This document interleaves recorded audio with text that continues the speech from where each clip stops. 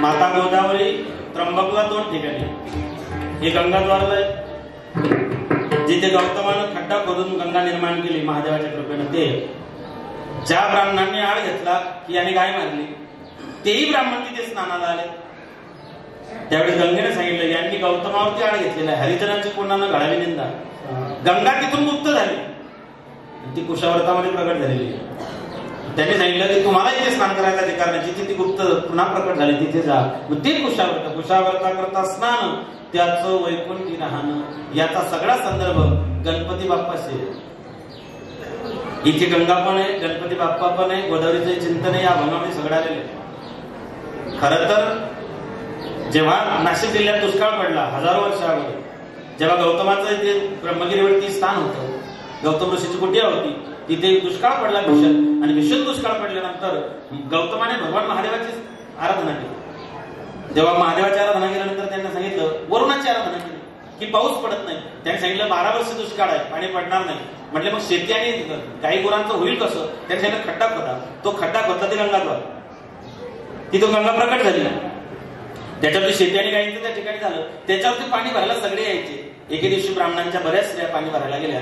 गौतमानं आपल्या शिष्यांना पाठवलं व शिष्यांना पाठवल्यानंतर सगळ्या महिला असल्या कारणामुळे यांना उशीर झाला. गौतमानं सांगितलं तुला इतका उशीर म्हणजे ती सगळ्या महिला होत्या, मी कसं त्यांच्यामध्ये गोंधळ घालू. यांनी माता अहिल्याला पाठवलं. आता अहिल्या गेल्यानंतर बाकीच्या महिलांनी तिला टोचून बोलायला सुरुवात केली. महिलांचा स्वभाव कसा आहे तुम्हाला काही सांगायची गरज नाही, आमच्याकडे तरी अवघडच आहे थोडस. आणि त्या महिलांनी अहिल्याला तिच्या मागच्या पूर्वायुष्याबद्दल टोचून बोलायला सुरुवात केली.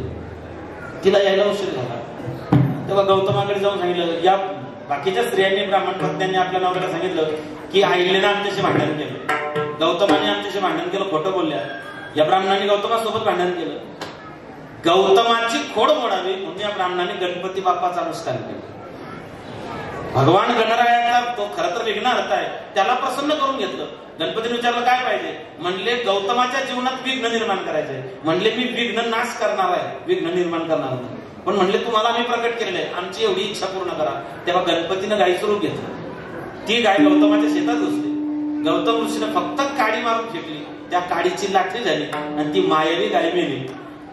गौतमाला गोहत्येचं पातक लागलं म्हणून ब्राह्मणांनी त्यांना बहिष्कृत केलं.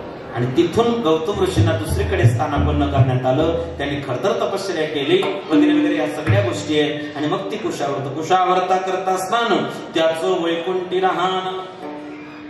दृष्टी पडता ब्रह्मगिरी दया नाही यमपुरी. इथे यमपुरीचा उल्लेख आलेला आहे आणि वैकुंठाचा उल्लेख आलेला आहे. पापाचा एकदा त्या ठिकाणी वाचन करणाऱ्यांना म्हटलं की माणसाचं त्या ठिकाणी पाप जातं. पाप केलं की यमपुरी माणसाला दिसत नाही आणि यमपुरी जर माणसाला दिसली नाही तर पाप नष्ट झालं तर माणसाचं वैकुंठी राहणं असतं. म्हणून दयाचे वैकुंठी राहणं. दृष्टी पडता ब्रह्मगिरी दयाने नाही यमपुरी.